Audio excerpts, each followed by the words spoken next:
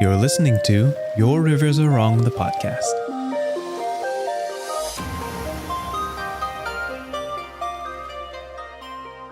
Good morning, everyone. Afternoon, evening, night, anything's welcome here. All the time zones are good. We're in different ones.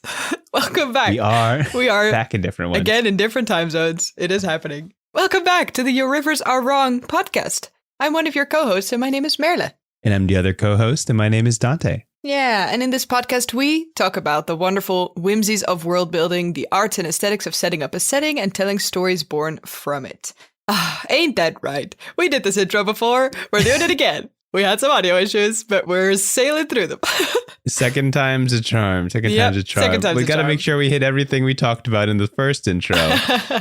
because we realized 2 minutes in. No. First and foremost, we just filmed our live episode 2 days ago where we were in the same room at the same time, all the way in Holland. It was wonderful. And it's 30 hours ago, we were on the same couch hanging out. And now I am 6,000 kilometers away, back across the Atlantic Ocean. That hurts. Ready to film another episode. Oceans away. I don't know how we do it, but yes.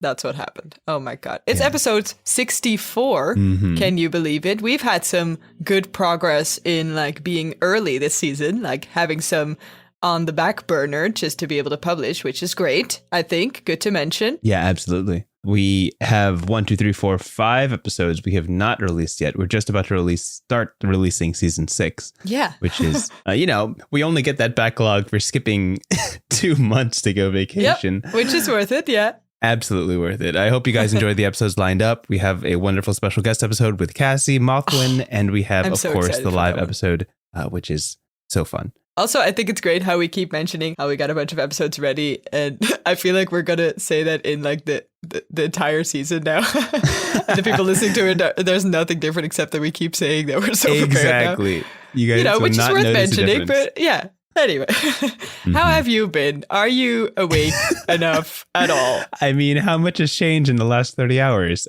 I've updated you with everything so far. Yeah, I feel like we got a good target. Yeah, that was kind of the point as well, to just be able to talk live for once. Yeah.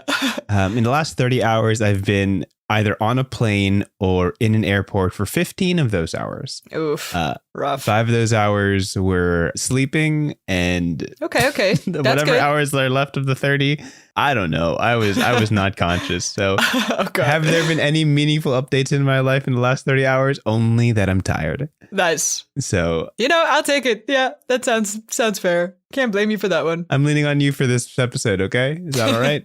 I am fine with that. Yes. Okay. It's good that I'm the host for this one, I think. Because I just had a regular day. Well. Yeah. Yeah, I just left. And you had a normal day. Yep. Isn't that weird? Man. Also, I love how once you left, the sun started shining and it's beautiful weather here now. He's gone. It's the worst. Yeah. Everyone back to normal. Yeah. I think you brought it with you. I don't know if it's raining over there, but at least it's not here anymore. It is raining over here. No, it's the truth. The rain is chasing me. Oh, God. That's all right. Oh, well. Maybe let's talk about world building then. Let's get this over with. Sure. No. Okay. For the uninitiated, we're usually quite far away, as you said.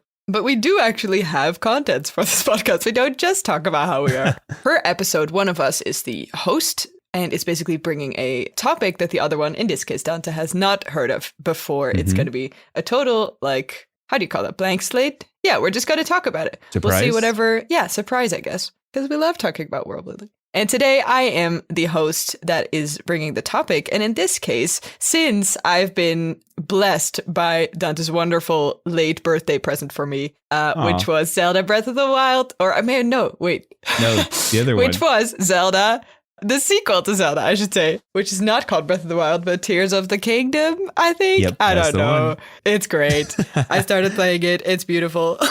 But anyway, because I've been playing so much Zelda, I sort of started thinking about how interesting a main character Link is, because you basically in Zelda play as Link, who is the main character that you're kind of living through as you adventure through the lands and figure out the quests, etc. So as a little intro to that, I would like to talk about mute characters today, or characters that don't talk at all or not much.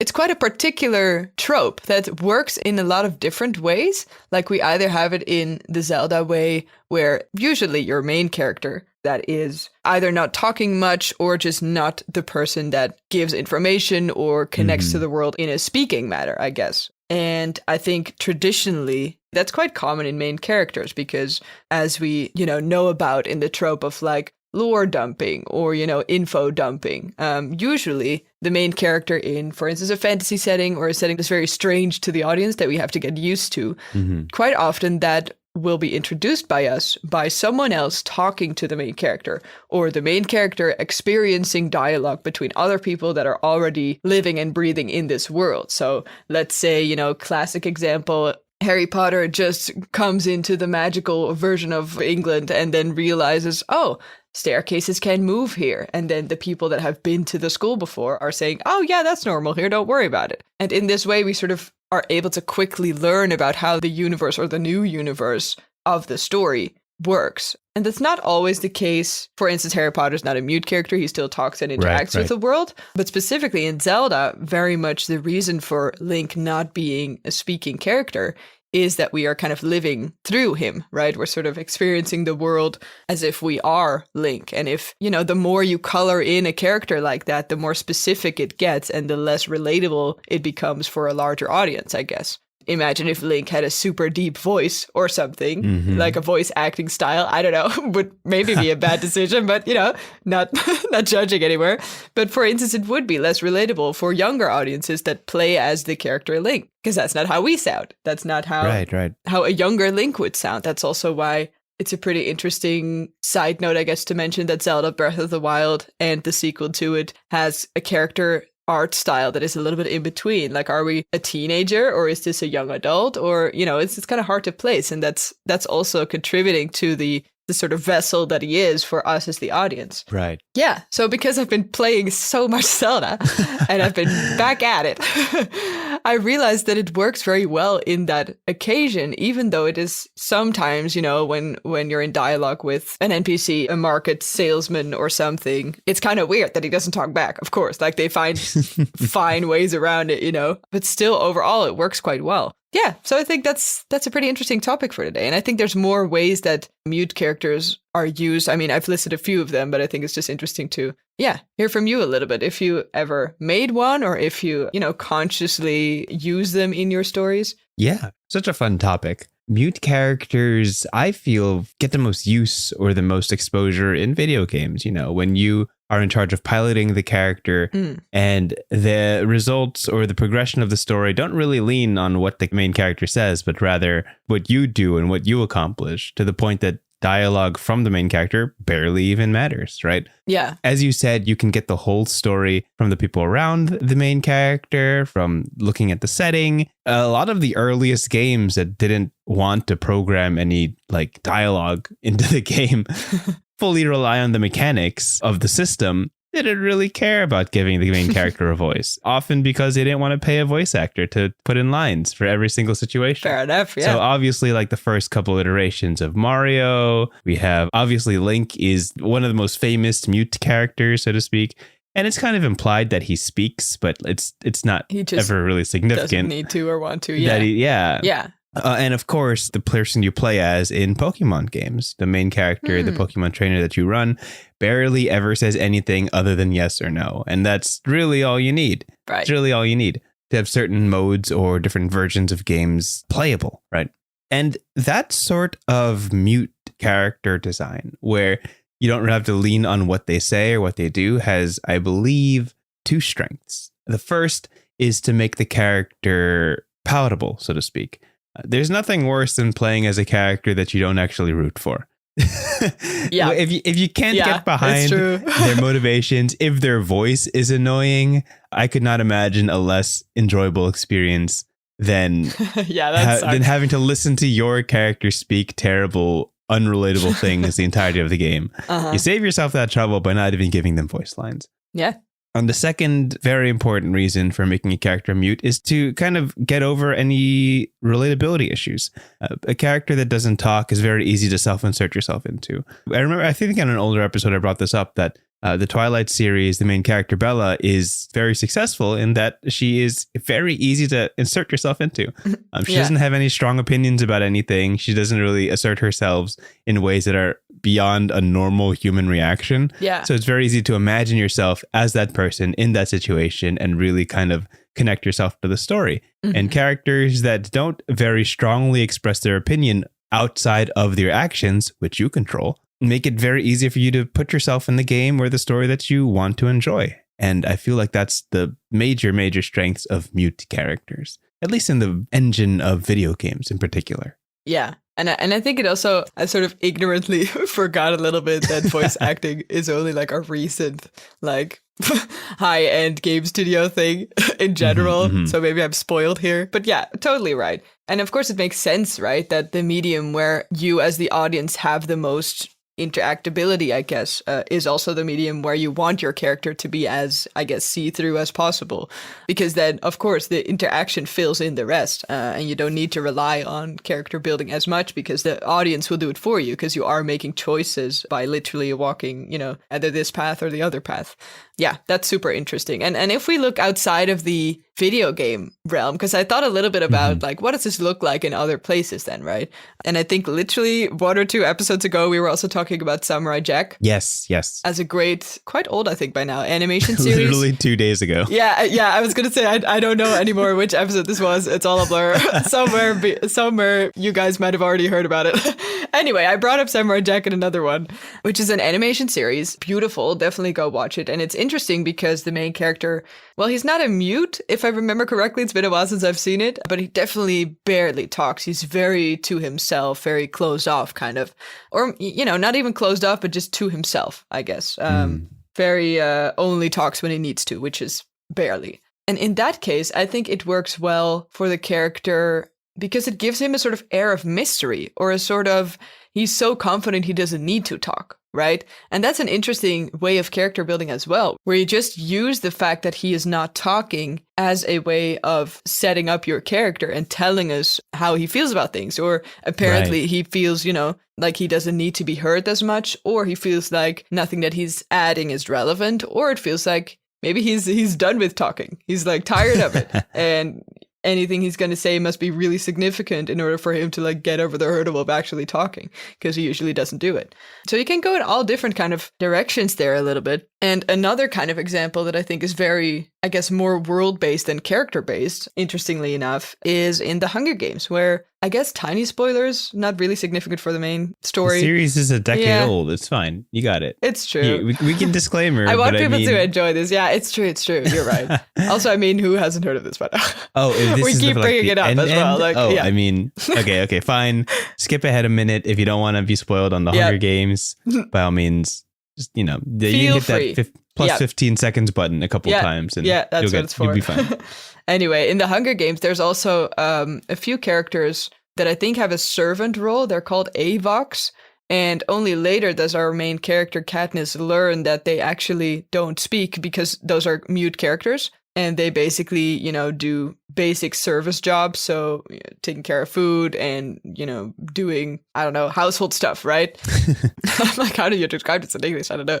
And only later the character learns that the Avox characters are not mute for, they're not born like that. Their tongue has actually been cut off as a sort of punishment. Right. And then in that case, the shock of learning what their mutism...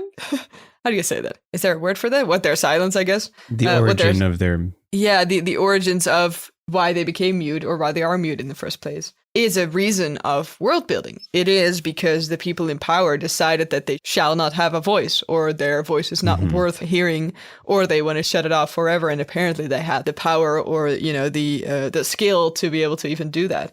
And that's an interesting thing as well, because then all of a sudden, instead of being sort of, I guess, classically mute. Yeah, mute just because that's part of their character.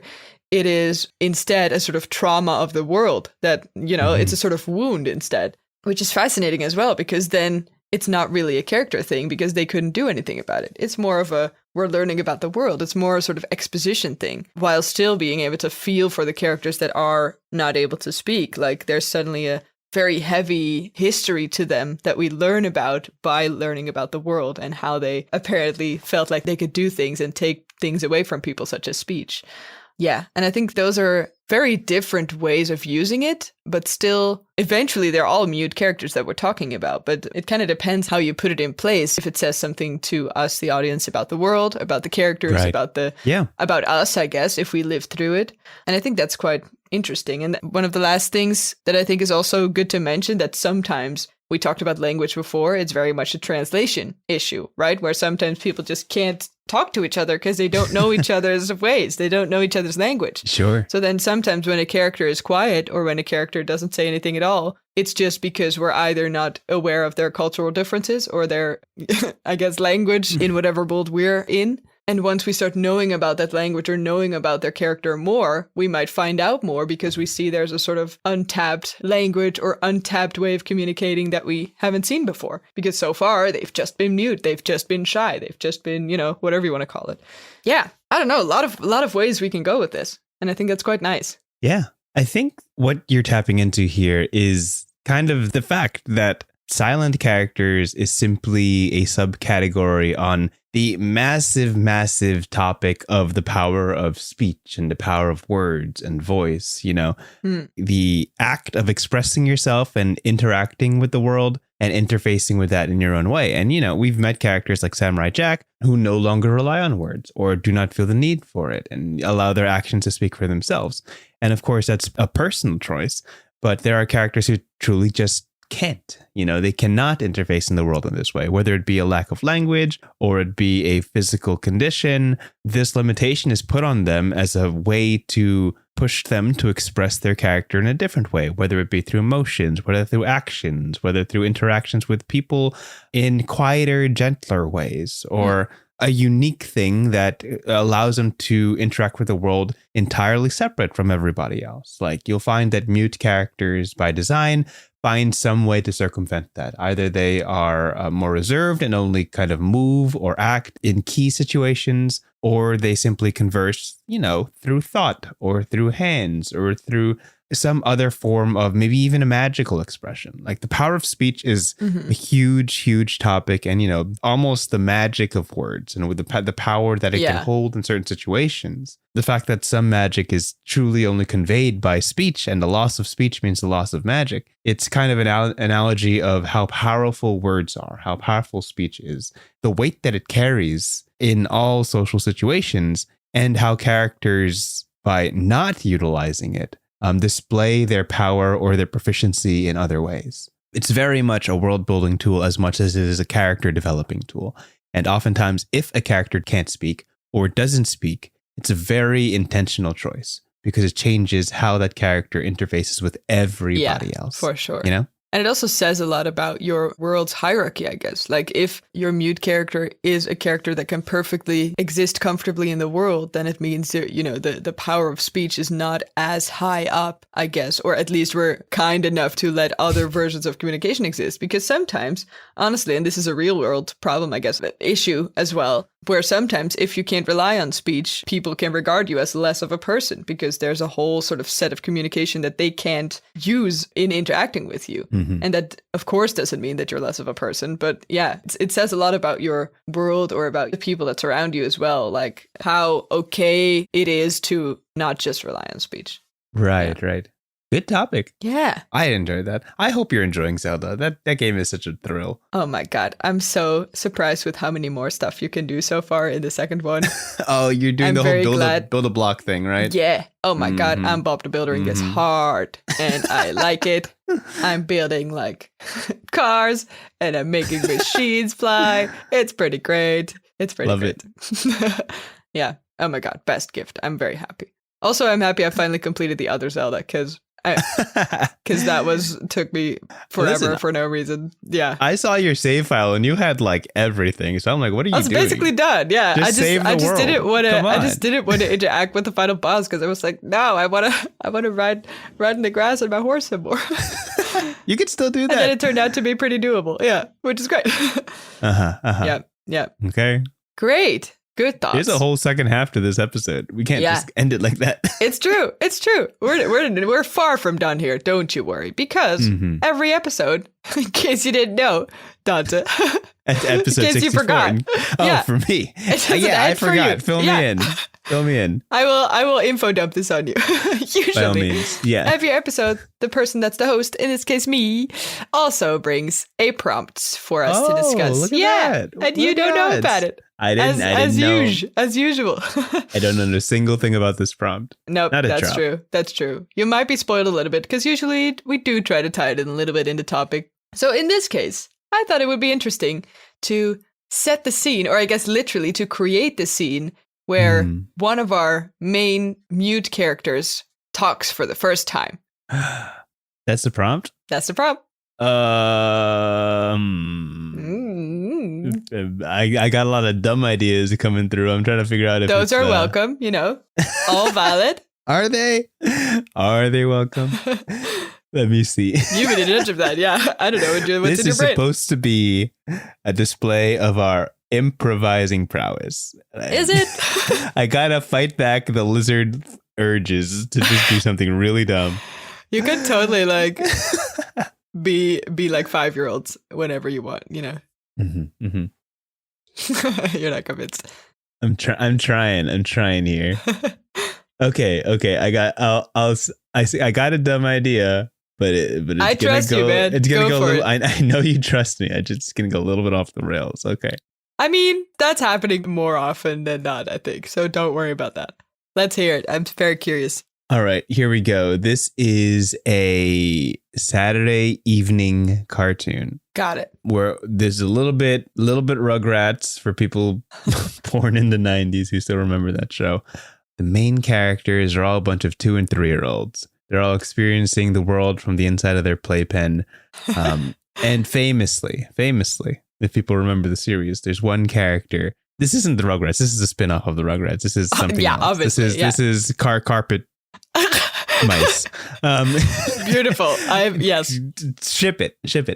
I'm done. Yeah. One character famously has not spoken for the last 3 seasons. And, in these type of little kid shows, they experience things for the first time, like using the toilet for the first time, or learning about electronics, or finding their parents' iPad. This is clearly a modern carpet mice episode. Clearly, yeah. Yeah. And this episode has been subtly hinted over the course of the past 3 seasons as the episode where one character finally speaks for the first time. That's a scene. All right. We're going to one of the main character, the kids. Give me a letter. I need a letter for the first character's name. S. Stevie. Stevie is the main character baby. He's like, oh boy, give me another letter. I need another letter for you. A. Sorry, oh boy, it's Alvin's second birthday, and we've been waiting for him to speak this entire time. I can't wait to find out what his first word is. And all the other kids are like, yeah, it's gonna be so exciting. You know what we can do? We can bring him to the top of the block tower and make it a real big event, and make sure that when he speaks, everyone in the house, in this little suburban condo, will be able to hear his first words that aren't goo goo gaga, which is entirely audible to us and understandable because that's the language we speak. But to the greater world, they like to hear real, solid, big boy words, right? So the whole episode is spent building this big old block tower. And, give me another letter. I need another letter. We got to spin this. Oh, my God. P. Oh, and Penelope is up to no good and is like, we can't have the spotlight on someone that's not Penelope. Yeah. So she's like knocking over the block tower and they're like, Penelope, stop. This is Alvin's big day. And, they build the block tower and they finally get one tall enough to showcase Alvin. And, they're all pushing the baby up the tower, unsafe things that babies do. Yes. And he rolls a couple times. I see it in my brain. They roll him like a barrel, all the way up to the top. Oh, okay. And they sit efficient. Yes. They sit him on this little baby chair that they put on top of the block tower. And they're like, happy birthday, Alvin. Yeah. Time to say your first word. And Alvin spits out his pacifier. It lands to the side. And for the first time in 3 seasons, Alvin addresses his baby friends and companions, right? And he says, brothers and sisters, how long will we keep up this charade? How long will we continue to hide our identities to the greater world? Steve, you are 350 years old. Do you not strive for greatness? Oh. These mortal forms are limiting, and you continue to inhibit your potential by keeping it to yourself. When is the day that will come for us? When will we finally conquer this small planet? I speak to you now in our true voices. Please, pity me. Let us release ourselves and be what we truly are. And there's a big old silence. I would assume so, yes. A long, sobering moment as all of the babies like slowly like adjust themselves and stand up proper and like sort themselves out. 2 legs, yeah. And like, you know, stretch their back and they've reached their full like normal baby height, like without their gangly postures. And Stevie says, I apologize, brother. I have been tempted by the comforts of this child form for too long. I will follow your direction.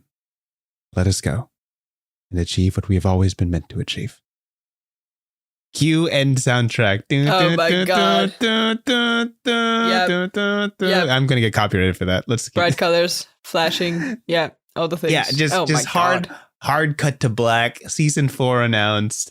Is this the final episode? Yeah, I was going to say, season, like, this feels like a serious plot twist going on. So, of course. It's a definite cliffhanger there. Yeah.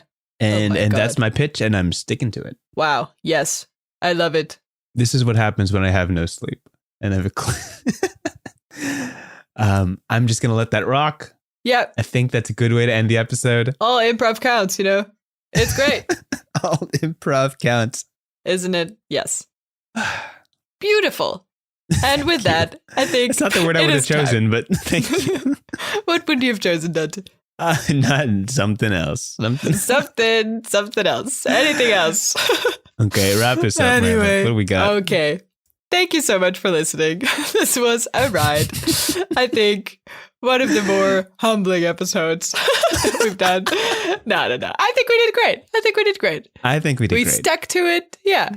We got all the angles to the topic. Yeah. That's definitely what the listener wants to hear. The host saying, I think we did great. Yeah. Didn't we? I think once we say it, it's, you know, you can trust that. Trust we wouldn't lie. We'd never. We'd never lie to you. We'd never. Never ever. Anyway, hey, also, we got a Gmail. If you feel like reaching out, if you feel like telling us how we should do our podcast instead, if you feel like, you know, bringing us any cool prompts, because actually, in fact, good to mention, this is episode 64. Next episode we're going to do will be one of our famous prompt-only episodes, which basically means we're picking out prompts from you guys. So definitely feel free to bother us with all the wild, crazy ideas that you have. Usually, we try to keep it under a sentence, so give us a very inspiring single-sentence prompt, and we'll try to see how much we can do in the coming episode. It's going to be real fun. Can't wait. Yes, for sure. You can either... I think you're also going to mention it on your YouTube, no? Yeah, I'll mention on my YouTube, Wintry D&D. You'll see a post there. I guess I'll post about it on our Twitter, YRAW Podcast. Sure. I have no idea what's going on that website anymore, but it's okay. But the Gmail is the best way to get us. Yep, which is yourriversarewrong@gmail.com. We'll definitely read that one for sure. Anything else is great as well. We'll be able to find you. And there's one thing we should probably mention before we go, which is that we did a really good one last episode. Your rivers are wrong. I'm sorry. Your rivers are wrong. Yeah, we'll fix it eventually, but not today. Not today. Anyway, thank you guys so much for listening. I will see you in the next one. Bye. See ya.